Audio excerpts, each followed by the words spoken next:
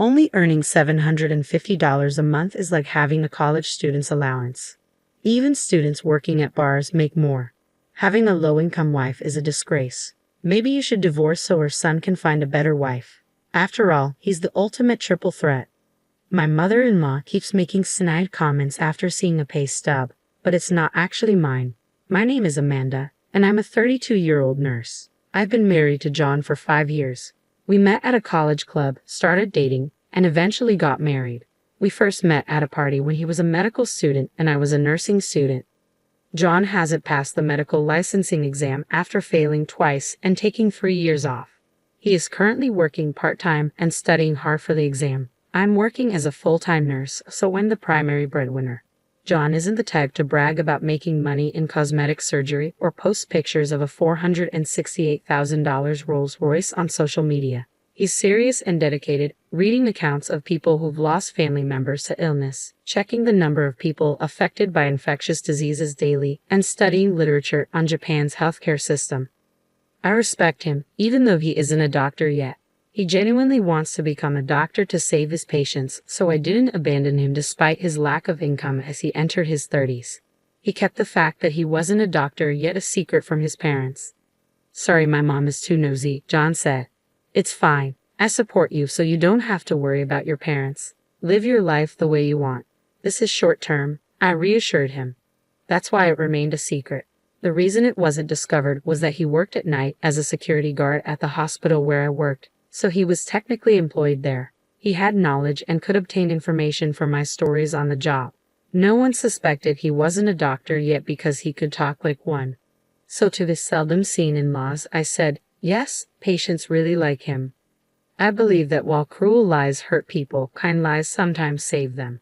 Telling a patient, "You have 3 months left and there's no chance of recovery," creates a countdown that's often worse than saying, "You look good today, and you ate a lot." That's how people are. On the other hand, my mother-in-law, who is the complete opposite of my serious and honest husband, has a very harsh personality. She's the typical overbearing mother-in-law. She looks down on me for being a mere nurse married to her son, the doctor. "There must have been so many better options," she often says, like a beautiful dermatologist. I always apologize and bow my head when she talks like that. I wholeheartedly support my husband in his pursuit of becoming a doctor, but at this point, he's just a high school graduate with extensive medical knowledge working part-time. He's not even a medical intern yet. But my husband is genuinely grateful to me, always saying, "Thank you for everything." So I silently support him. In fact, I'm also very busy with work. Our combined income is barely enough to make ends meet, but it couldn't be helped. I didn't care much about money as I entered this world because I genuinely admired Florence Nightingale. Currently, I'm a nurse in internal medicine, the most demanding field in terms of workload. The thought of wanting money hasn't even crossed my mind. As long as we can live, eat, and stay healthy, that's enough. Isn't that ultimately what life's about?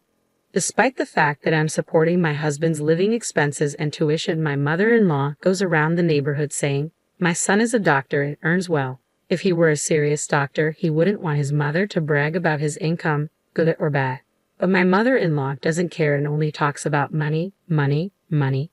As her son, he has no choice but to silently endure it. She is completely unaware that he is actually working as a security guard in uniform at the hospital instead of walking briskly in a white coat like she brags about. Even if he were walking briskly in a white coat, it's not something to brag about and gossip about. I understand the feeling, but it should be restrained. I was worried that my husband's mental state might be affected and he might fail the medical licensing exam. He's barely hanging on to his dream of becoming a doctor. If he ends up spending his entire life as a security guard after enduring this long journey, it would be a shame. Moreover, his personality is well suited for a doctor. His only weakness seems to be his kindness. That's why my mother-in-law's speculations like claiming my son makes $373,000 a year only add more pressure on him. Knowing that's false only makes things harder for him. Once I gently voiced my disapproval. I think it would be better for the patients if he didn't talk so much about his job because it might cause problems.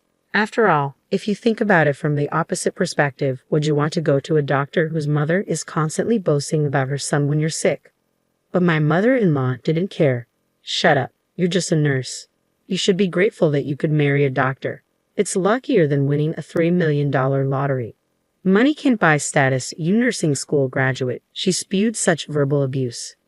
Yes, I'm sorry. Thank you for allowing me to marry John. I respect him both as a doctor and as a person, so please just leave him alone, I replied. You're so annoying. We can still make him divorce you and remarry. It would be pitiful if our future grandchild inherits your low IQ blood. This is beyond harassment. It's close to a violation of human rights. But I kept quiet.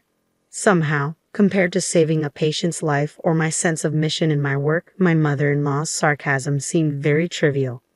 I didn't really take her seriously, but as those days continued, the inevitable finally happened. My in-laws live a 30-minute express train ride from our house, so we don't visit each other often. With my busy work schedule, I wasn't around them much, which is why this lie had been working. However, whether out of boredom or impatience, my mother-in-law showed up at our house unannounced. What a cramped house. Why does my pride and joy of a son have to live in such a poor-looking place? She remarked as soon as she arrived. Seeing the row of medical books, she narrowed her eyes and said, "Well, he is my son after all," and took a picture with her phone. Most of the books were for the national medical exam, and I was secretly nervous. The presence of this year's books would normally give away that he's still a student. My vital signs were in danger of betraying me, but I did my best to deceive her. Mother-in-law, I'm sorry. We're both quite busy with work, so we haven't had time to find a bigger place, especially lately. I casually urged her to go home, but she began going through my house. Hey, what's with these weird dishes? If you're a doctor, you should buy Wedgwood. Yes, I'm sorry. They're from the dollar store. What did you say? Dollar store? I'm throwing them away.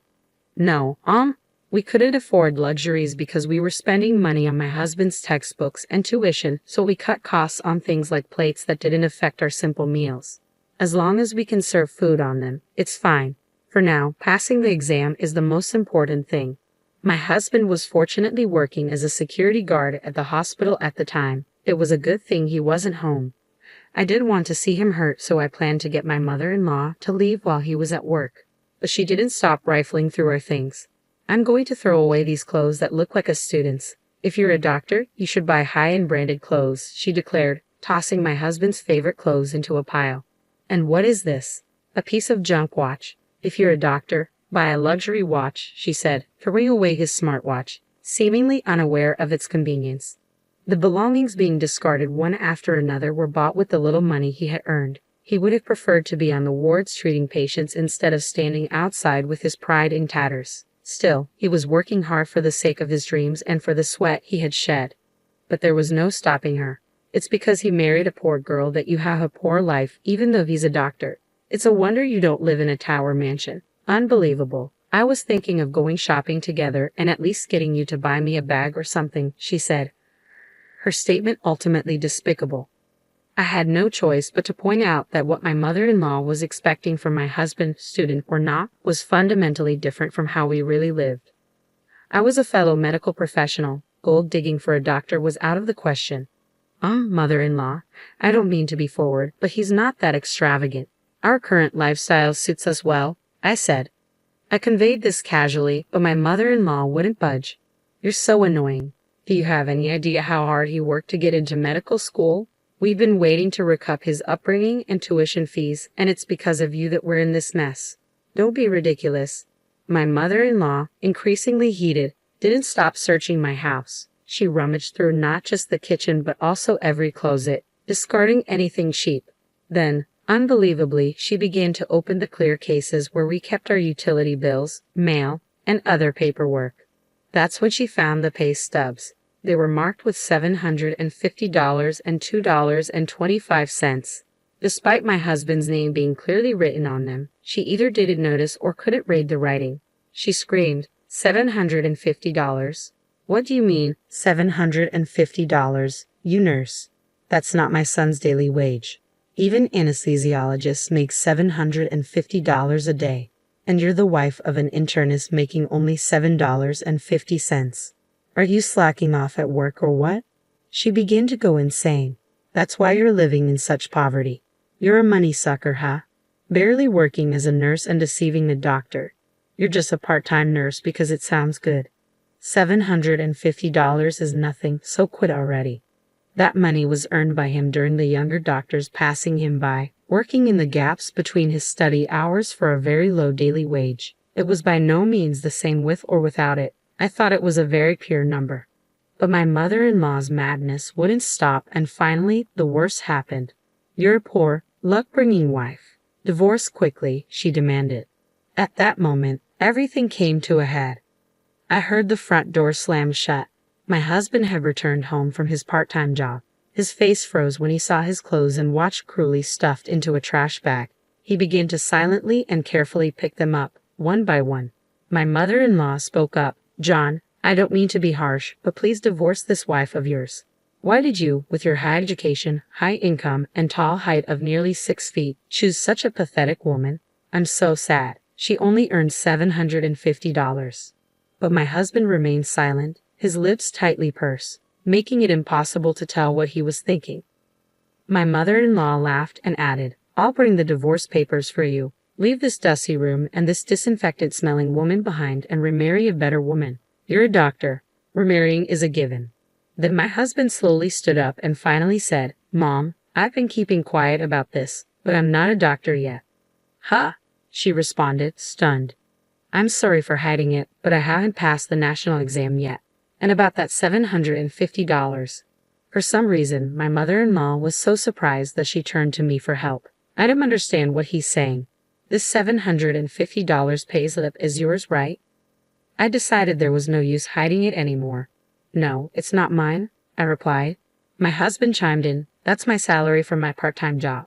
That can't be. You're lying, right? She stammered. I'm not lying. It's true, he said firmly. I'm not a doctor yet. I failed the national exam twice, my husband confessed. My mother-in-law, shocked to find out her son was not a doctor yet, suddenly started acting strangely. As she rummaged through her house, she slipped on some scattered newspapers and fell to the floor, crying out for help. She managed to avoid hitting her head but broke her right arm with a loud snap. My husband and I quickly treated her and took her to the hospital, guiding her to the orthopedic department. But my husband had something important to say. Mom, I'm sorry, but please don't come to our house anymore. And I don't want you to think of me as your son anymore, he said firmly. Trembling from shock, my mother-in-law listened as he continued. I knew you were bragging about me, but I put up with it. I felt guilty for lying, but when you insulted the money I worked so hard to earn, that was too much. But I never would have guessed you were a doctor. It doesn't matter if I'm a doctor or not. Do you think I'm studying just to say I earn $750 a day? I'm an adult, and it seems like we can't reconcile our differences in value, so let's cut ties. It seemed that my husband had truly decided to sever his ties with his mother. My mother-in-law, who had found her only purpose in life boasting about her son, seemed completely disheartened. Nowadays, she stays cooped up in her house, apparently too embarrassed to face her neighbors. That same year, my husband successfully passed the medical licensing exam. Though he was a bit older, he started working as a newly minted resident physician and shone brightly, never forgetting to show kindness such as offering tea to the security guards. Our days became very peaceful and happy.